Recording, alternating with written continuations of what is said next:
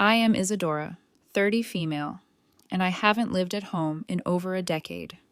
But this story starts way back when I was 14, and my parents, Linda and Bob, decided I was old enough to contribute to the household by paying rent. Meanwhile, my older brother Jake, who was 19 at the time, got to live completely free while I handed over half my babysitting and part-time job money every month. Yeah, you read that right. They charged their 14-year-old daughter rent while their adult son lived like a king. Let me paint you a picture of how messed up my childhood was. We lived in this beautiful 4-bedroom house in a really nice neighborhood. It belonged to my grandfather originally, my mom's dad, but he'd been living in assisted care since I was about 12. The house was this gorgeous 1950s colonial with hardwood floors, a huge backyard, and this amazing wraparound porch that I used to love sitting on. Jake got the master bedroom upstairs because he was the oldest. It had its own bathroom, walk-in closet, the works. I got stuck in the tiny room next to my parents that used to be a sewing room. No joke, it was barely big enough for a twin bed and a small dresser. But hey, at least I got to pay $200 a month for the privilege of living in a closet. The favoritism was insane from day one. Jake could do absolutely nothing wrong in my parents' eyes. He dropped out of college after one semester because it was too hard and not the right fit. Mom just smiled and said, "Everyone finds their path differently." When I brought home straight A's, it was just expected. When Jake managed to pass his GED on the third try, they threw him a party. I remember being 15 and working at this local diner after school and weekends. The owner, Mrs. Patterson, was this sweet old lady who paid me cash under the table since I was too young to be officially employed. I'd come home exhausted, smelling like grease and cleaning supplies, just to hand over my rent money to Mom while Jake played video games in his room. "This is good for you, Isadora," Mom would always say. "You're learning responsibility and life skills. Jake needs more time to figure himself out." Figure himself out. At 20 years old, while I was working my ass off as a sophomore in high school, Jake's idea of contributing was occasionally taking out the trash when specifically asked 3 times. And even then, Mom would thank him like he just donated a kidney. Meanwhile, I was expected to clean the house, do my own laundry, buy my own school supplies, and pay rent. The worst part was how they'd explain it to other people. "We believe in teaching our kids the value of hard work," Dad would say at neighborhood barbecues. "Isadora's really mature for her age. She practically runs the household." Then Jake would wander over in his pajamas at 2 p.m., asking Mom for money to go out with friends. When I was 16, I got promoted to assistant manager at the diner. Mrs. Patterson saw how hard I worked and actually started paying me a decent wage. My rent immediately went up to $300 a month. Mom said since I was making more money, I should contribute more to the family. Made perfect sense, right? Punish the kid for succeeding. That same year, Jake got a DUI and needed $2,000 for a lawyer. Guess who had to take out a loan to help with family expenses? If you guessed the 16-year-old paying rent, you'd be correct. I'll never forget my 17th birthday. I'd been saving up for months to buy this used Honda Civic I'd found. Had the exact amount I needed, plus insurance for the first few months. I was so excited to finally have some independence, maybe not have to rely on rides from friends or take the bus everywhere. The morning of my birthday, I came downstairs to find my parents sitting at the kitchen table with this serious look. Dad cleared his throat and said they needed to discuss my financial obligations now that I was almost an adult. "We've decided your rent is going up to $400 a month," Mom announced. "You're getting older, using more utilities, eating more food. It's only fair." $400 for a 17-year-old living in a converted sewing room. There went my car fund. I spent my 17th birthday crying in that tiny room while Jake had friends over in the living room, playing music too loud and eating the pizza Mom had ordered for them, just because. I graduated high school with a 4.2 GPA and a full scholarship to State University. You'd think my parents would be proud, maybe even let up on the rent since I was clearly doing something right. Nope. They informed me that since I'd be living at home during college to save money, my rent was going up to $500 a month. "College students pay more in rent," Dad explained. "You're getting a deal living here." A deal. I was paying $500 a month to live in a room the size of most people's walk-in closets, while my 24-year-old brother paid nothing to live in the master suite. College was rough, really rough. I was taking a full course load, working part-time at a campus bookstore, and still working weekends at the diner. Mrs. Patterson had sold the place, but the new owners kept me on because I basically ran the place by that point. Every penny I earned went to tuition, books, and that damn rent. Jake, meanwhile, had discovered he was an entrepreneur, which meant he was selling random junk on eBay and calling it a business. He made $50 a month, but Mom and Dad were so proud of his initiative, they even converted part of the basement into an office space for him with a new computer, printer, and filing cabinets they bought with their own money. I was studying for finals in the tiniest room in the house, while Jake had an entire basement office for his eBay empire. The breaking point came during my junior year. I'd been accepted into this amazing internship program at a law firm downtown. It was unpaid, but the experience would have been incredible for my pre-law track. I'd worked so hard to get it, went through multiple interviews, impressed everyone with my work ethic. I couldn't take it because unpaid meant I couldn't cover my rent and living expenses. When I explained this to my parents, asking if maybe we could work something out for just one semester, Mom actually laughed. "Honey, the real world doesn't give you breaks just because you want something. If this internship was really that important to you, you'd figure out a way to make it work." That night, I called the law firm and turned down the internship. The lawyer who had been excited to mentor me sounded so disappointed. I made up some story about family obligations, but I think he knew the truth. Meanwhile, Jake announced he was taking a 6-month sabbatical from his eBay business to travel and find himself. Mom and Dad thought this was a wonderful idea and even gave him $3,000 as a going-away present. I graduated college magna cum laude with a degree in political science and immediately moved out, found a tiny studio apartment across town, and got a job at a different law firm as a paralegal.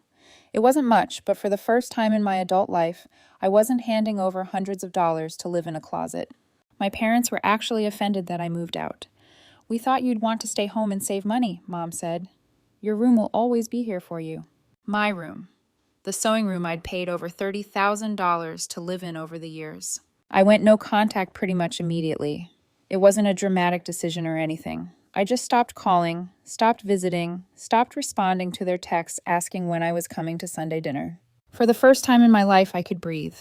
Jake, now 28, was still living at home, rent-free. I'd hear updates through extended family sometimes. He'd tried and failed at several different business ventures: a food truck that lasted 3 months, a t-shirt printing business that never sold a single shirt, some kind of cryptocurrency trading thing that lost him a bunch of Mom and Dad's money. But he was still their golden boy, still the son who just needed a little more time and support to find his way. Meanwhile, I'd worked my way up at the law firm, started as a paralegal, got promoted to case manager, eventually became office manager. The partners liked me because I actually understood hard work and responsibility. Imagine that. I bought my own condo when I was 27. Nothing fancy, but it was mine. Paid for it myself, furnished it myself, maintained it myself. It was the first time in my life I lived somewhere that I wasn't constantly reminded I was unwanted or unwelcome. Around that same time, Jake had his latest crisis. He'd gotten some girl pregnant, and she'd left him when she figured out he was a 30-year-old man living in his parents' basement with no job and no prospects. Mom and Dad stepped up to help with child support payments, of course. Couldn't let their precious boy face the consequences of his actions. I heard about all this through my Aunt Carol, Mom's sister, who thought the whole situation was as messed up as I did. She'd apparently tried talking to Mom about the favoritism over the years, but Mom always had excuses. "Jake's just more sensitive," she'd say. "He needs more support. Isadora's always been so independent." Independent. That's what they called it when they forced a 14-year-old to pay rent. The really crazy part is that over the years, I started to believe maybe they were right. Maybe I was just naturally more independent, more capable of handling things on my own. Maybe Jake really did need more help. It took years of therapy to realize that wasn't independence. It was survival. 3 years ago, my grandfather passed away. He'd been in assisted living for over a decade by then, and honestly, I'd lost touch with him. I was so busy trying to survive my childhood and then build my own life that I didn't visit as much as I should have. I went to the funeral, of course. It was awkward seeing my parents for the first time in years. They tried to act like nothing had happened, like we were still one big happy family. Jake was there too, now 32 and still living at home, looking exactly the same as he had at 22.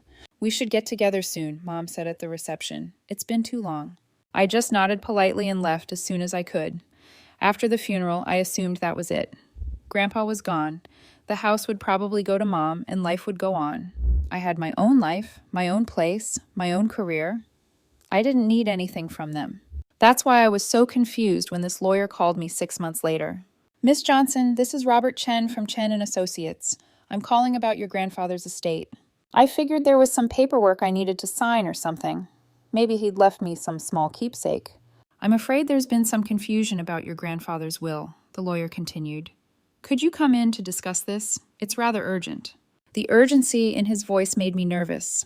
I scheduled an appointment for the next week, figuring it was probably some kind of tax issue or debt that needed to be settled. When I walked into Robert Chen's office, he had this huge file spread out on his desk and a look on his face that I couldn't quite read. Miss Johnson, he said, I need to ask you a few questions first. Are you aware of the terms of your grandfather's will? I assumed everything went to my mother, I said. The house, his savings, whatever else he had. Mr. Chen opened the file and pulled out several documents. Your grandfather's will was actually quite specific. He left the house at 1247 Maple Street to you with the stipulation that ownership would transfer when you turned 18. I stared at him. I'm sorry, what? You've owned your childhood home for 12 years, Ms. Johnson. Your grandfather wanted to ensure you had security given your family situation. My head started spinning. But my parents live there. My brother lives there. Yes, Mr. Chen said carefully. That's where things get complicated. He pulled out more documents, bank statements, property tax records, maintenance receipts, all showing payments made by Linda and Bob Johnson for a house they didn't own. It appears your parents have been unaware of the change in ownership. The property taxes, insurance, and maintenance costs have all been paid by them, but legally they've been living in your house. This can't be right, I said. Someone would have told me. There would have been paperwork. Mr. Chen's expression got grimmer. There should have been. Your grandfather left very specific instructions for me to contact you immediately when you turned 18 to explain the inheritance and help you understand your options. He pulled out another document. This is a copy of the certified letter I sent to your address in 2011. It was returned as undelivered. I looked at the address. It was my parents' house where I was living and paying rent. I sent 3 more letters over the following months, Mr. Chen continued, all returned undelivered. I also attempted to call the phone number on file. What phone number? He showed me. It was my parents' landline. I left several messages explaining that I needed to speak with you about your inheritance. I was told by someone who identified herself as your mother that you were busy with college and she would pass along the message. The room started spinning. My parents had intercepted every attempt to tell me I owned the house. For 12 years, I'd been paying rent to live in my own property while they collected my money and paid the actual home ownership costs. There's more, Mr. Chen said quietly. I've been looking into the property records, and there have been some irregularities.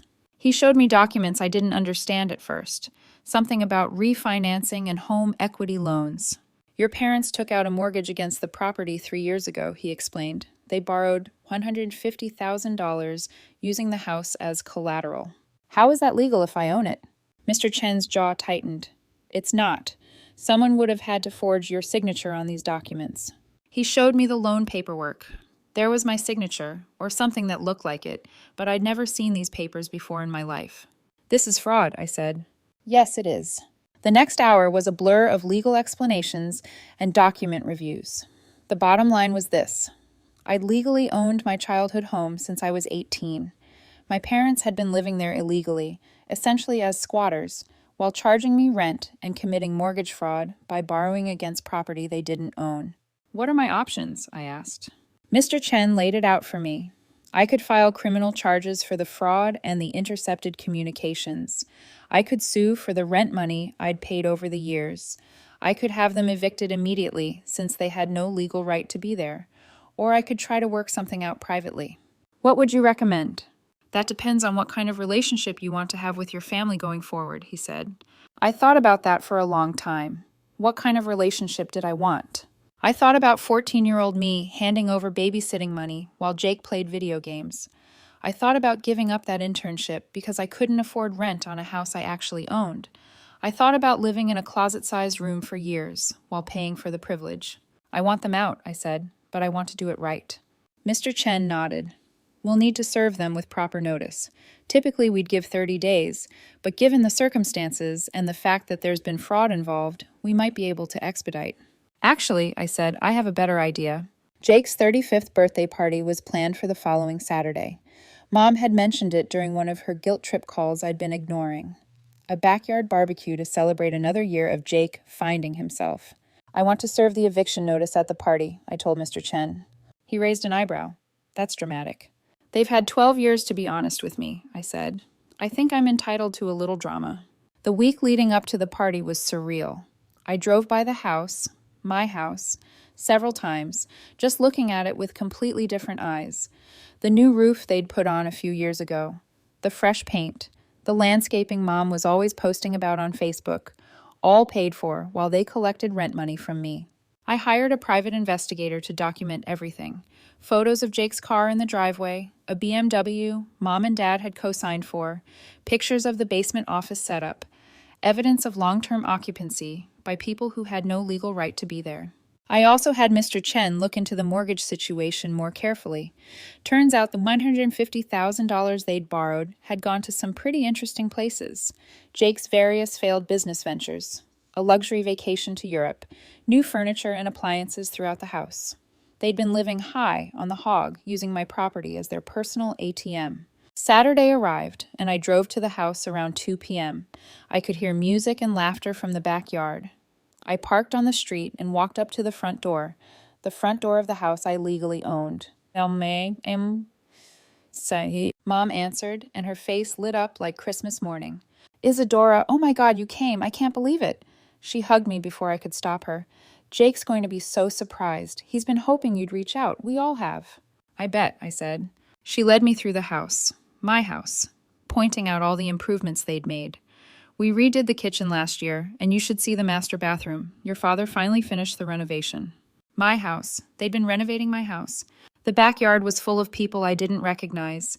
Jake's friends, some neighbors, a few relatives. Jake was standing by the grill wearing an apron that said "Birthday Boy" and holding a beer. He looked exactly the same as he had at 25, just softer around the edges. Holy crap, Isadora, he called out when he saw me. I can't believe you're here.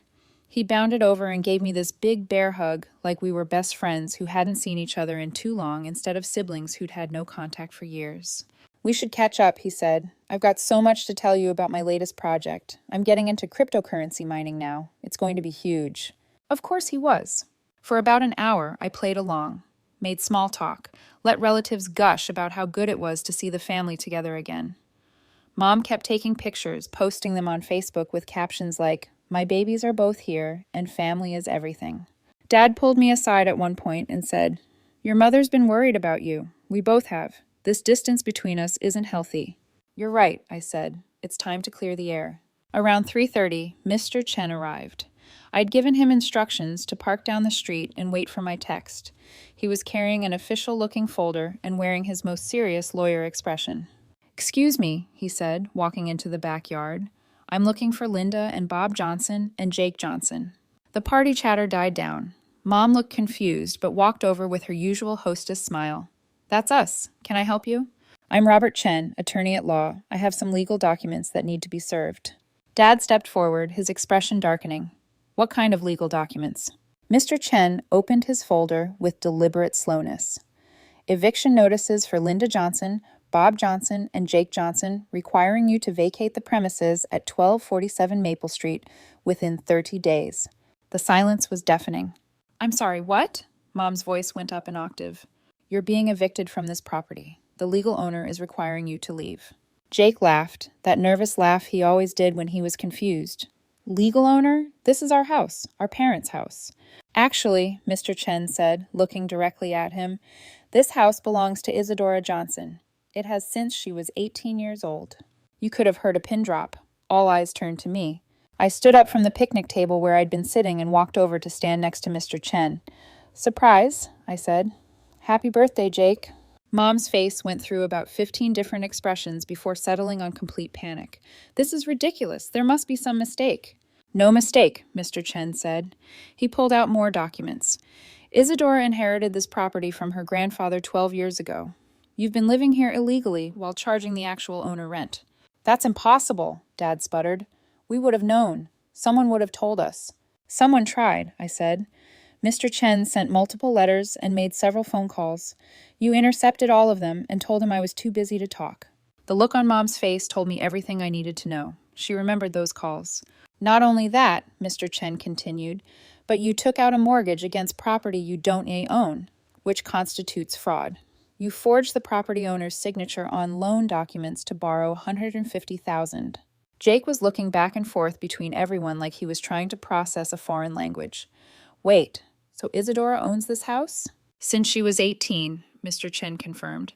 Which means, I said, speaking directly to Jake for the first time, that for the past 12 years, while I was paying Mom and Dad rent to live here, I was actually paying rent to live in my own house. Jake's mouth fell open. While you, I continued, have been living rent-free in my house for 12 years.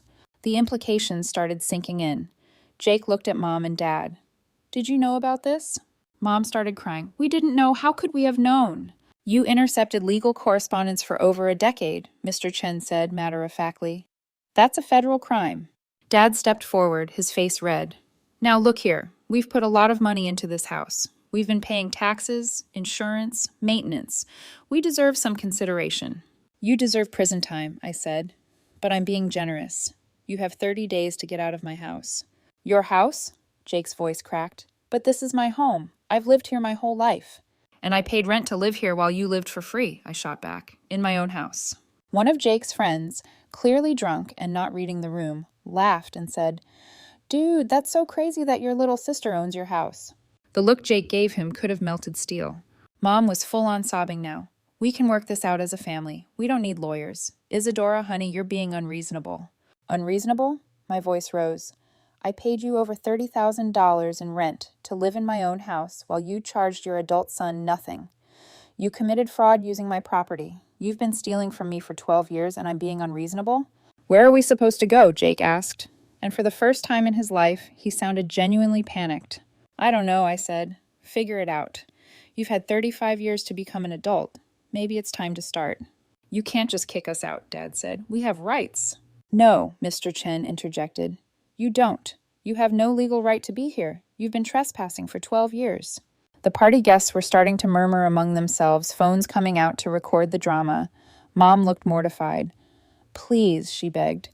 Can we discuss this privately? You're embarrassing us in front of everyone. You embarrassed yourselves, I said. This is just the consequences.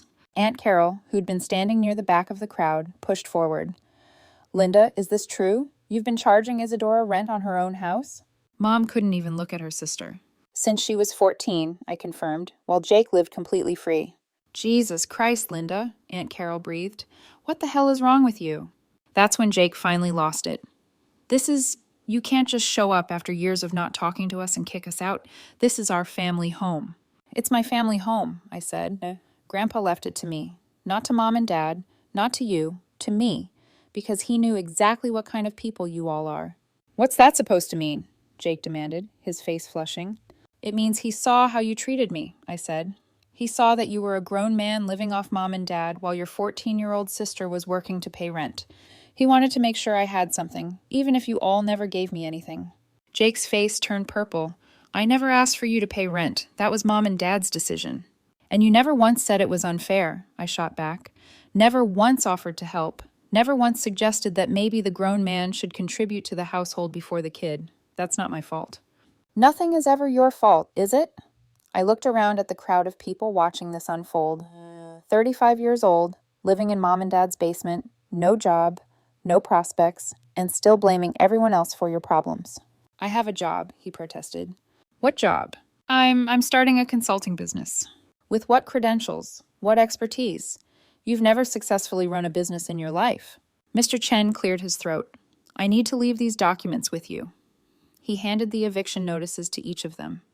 You have 30 days from today to vacate the premises. All personal belongings must be removed. What about our stuff? Mom asked desperately. We have a lifetime of belongings here. Take them, I said, but you have 30 days. Where are we supposed to live? I don't know. Rent an apartment like normal people do. We can't afford rent in this area, Dad said. This house is paid off. We don't have mortgage payments. You mean my house is paid off, I corrected. And you can't afford rent because you've been living off the equity in my property instead of building your own wealth. Mr. Chen handed me a folder. These are copies of everything for your records. If they don't vacate voluntarily, we can begin formal eviction proceedings through the courts. What about the mortgage they took out? I asked. That's fraud. We'll need to contact the FBI about that. FBI? Mom's voice was a whisper. You forged someone else's signature to fraudulently obtain $150,000, Mr. Chen explained. That's wire fraud, bank fraud, and forgery. Federal crimes. Jake sank into one of the lawn chairs. This is insane. This whole thing is insane. What's insane, I said, is that you're 35 years old, and your biggest concern is being kicked out of your parents' house. Most people your age own their own homes, have careers, have families they're responsible for. I'm trying to start a family, he protested. By living in your parents' basement and working on get-rich-quick schemes? The party guests were starting to leave, sensing the family drama was going to continue for a while. Jake's friends awkwardly gathered their things and mumbled excuses about having other plans. Aunt Carol stayed, though. She walked over to Mom and said, Linda, I need to understand this. You charged your teenage daughter rent while letting your adult son live for free? Mom couldn't even answer. And you intercepted legal documents that would have told her she owned the house? Still no answer. For 12 years, you let her believe she was homeless and unwanted while living in her own property? It wasn't like that, Mom finally whispered. Then what was it like? Silence. I looked around at the backyard, my backyard, and felt a satisfaction I hadn't experienced in years. I'll be back in 30 days to inspect the property, I told them. Make sure you leave it in good condition. And don't even think about taking anything that's attached to the house. The appliances, the fixtures, the improvements you made, those all belong to the property now. Those appliances cost thousands of dollars, Dad protested. Then you shouldn't have installed them in someone else's house. I started walking toward the back gate, then turned around one more time. Oh, and Jake, happy 35th. Maybe your next birthday will be in your own place. As I walked through my house toward the front door, I could hear Mom crying and Dad trying to comfort her. Jake was arguing with someone on the phone, probably trying to figure out where he could crash. Mr. Chen followed me out to the street. That went well, he said with a slight smile. Better than I expected, I agreed. What happens if they don't leave voluntarily? Then we go through the courts, and you press charges for the fraud. Are you prepared for the family fallout? I looked back at the house, my house, where I'd spent so many miserable years being treated like an unwanted burden. There's no family to have fallout with, I said. There hasn't been for years. The drive home was surreal. For the first time in my adult life, I felt like I had real power over my own story. For years, I'd been the victim, the overlooked daughter, the responsible one, the one who had to figure everything out on her own. But it turned out I'd been the homeowner all along. That night, my phone started blowing up. Texts from Mom, calls from Dad, voicemails from Jake. Even some of the relatives who'd been at the party were reaching out wanting to know if what they'd witnessed was real. I didn't answer any of them. I was done being the one who had to manage everyone else's emotions and solve everyone else's problems. Over the next few weeks, I heard through Aunt Carol that Mom and Dad had found a small rental apartment across town. Jake was temporarily staying with a friend, but apparently that wasn't going well since he had no money and no job prospects. They kept calling, begging me to reconsider, offering to pay me back rent, suggesting we could work out some kind of arrangement where I owned the house, but they could continue living there. The audacity was unbelievable. Exactly 30 days after the party, I showed up at the house with Mr. Chen and a locksmith. Mom and Dad had moved out, but they'd left behind a lot of stuff. Jake's entire basement setup was still there, his gaming systems, his office equipment, boxes of his belongings. I had everything donated to charity and changed the locks. The house was mine officially and completely for the first time in my life. I'm still deciding what to do with it.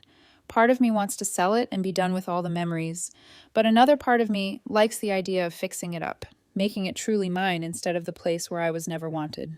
Either way, it's my choice to make. For the first time in my life, I own something that can't be taken away from me, can't be used against me, and doesn't come with conditions or expectations. Jake texted me last week asking if he could come get his stuff. I texted back a picture of the Goodwill donation receipt. Update, 6 months later. It's been 6 months since the birthday party eviction, and I thought I'd update everyone on how things have played out. First, the legal stuff. The FBI did investigate the mortgage fraud, and it turned out to be even more extensive than we initially thought. Mom and Dad had taken out multiple loans over the years using forged documents. The total amount was closer to $300,000, not the $150,000 we originally discovered. Dad ended up pleading guilty to avoid a lengthy trial. He got 2 years of probation and has to pay restitution. Mom got a similar deal, but also had to do 200 hours of community service. Jake wasn't charged with anything since he apparently had no idea about the financial fraud, but that's probably because he's never paid attention to anything that didn't directly benefit him. As for the family dynamics, well, that's been interesting. About 3 months after the eviction, I got a call from Jake. He'd moved back in with Mom and Dad in their rental apartment, and apparently the three of them living in a 2-bedroom space wasn't going well. "I think I understand now," he said, "how hard things were for you growing up." "Do you?" I asked. "Living with them is intense and expensive. They're charging me rent." And I almost laughed out loud. "How much?" $400 a month for a couch." "Interesting," I said. "That's less than what they charged me for an actual room when I was 14. "I know, I get it now. They treated you really badly." I waited to see if there was more. Maybe an actual apology or acknowledgement of his own role in how I was treated. "So anyway," he continued, "I was wondering if maybe we could work something out with the house. Like maybe I could move back in and help you fix it up. I've learned a lot about home maintenance over the years." There it was. Even his moment of clarity was really just a setup to ask for something. "No," I said. "Come on, Isadora, we're family." Family doesn't charge their 14-year-old daughter rent while the adult children live free. Family doesn't intercept legal documents for 12 years. Family doesn't commit fraud using each other's property. And I hung up. I decided to keep the house. I'm slowly renovating it, doing a lot of the work myself on weekends. It's therapeutic, actually, taking apart the space that held so many bad memories and rebuilding it into something that's truly mine. I tore down the wall between my old tiny room and the room next to it, creating a proper master suite. I converted Jake's old basement office into a home gym. Every change I make feels like reclaiming another piece of my life. My parents still try to reach out occasionally, usually around holidays or birthdays. The messages are always some variation of family is family and we should put the past behind us. But they still haven't acknowledged what they did wrong or apologized for any of it. It's always about what I should do, what I should forgive, what I should get over. Jake sent me a Christmas card last year with a long note about how he's really changed and is working on himself. He mentioned that he's taking some online courses and thinking about getting into real estate. The card came with a small gift card to a coffee shop and a note saying he hoped we could start rebuilding our relationship. I donated the gift card and threw away the note. Some bridges aren't meant to be rebuilt. Some relationships are too damaged by years of mistreatment and neglect to salvage, and that's okay. Jake reached out one more time about 6 months ago. He'd apparently gotten evicted from Mom and Dad's apartment, shocking, I know, and was asking if he could stay in the house just temporarily while he got back on his feet. I didn't even respond. But here's the thing that really made me laugh. I found out through some mutual acquaintances that Jake has been telling people he's going to inherit the house when I die because family property should stay in the family. He apparently has no understanding that inheritance isn't automatic. And even if it was, the house was never family property. It was specifically left to me. Some people never learn. And honestly, that's fine. I don't need him to learn. I don't need my parents to understand. I don't need their apologies or their approval anymore. Because for the first time in my life, I'm free. Free from their control, free from their lies, free from the constant feeling that I had to earn my place in a family that never wanted me. Now, when I walk through my house, the one that's truly mine, I don't see the memories of a scared teenager handing over babysitting money. I see possibility. I see the life I've built. I see freedom.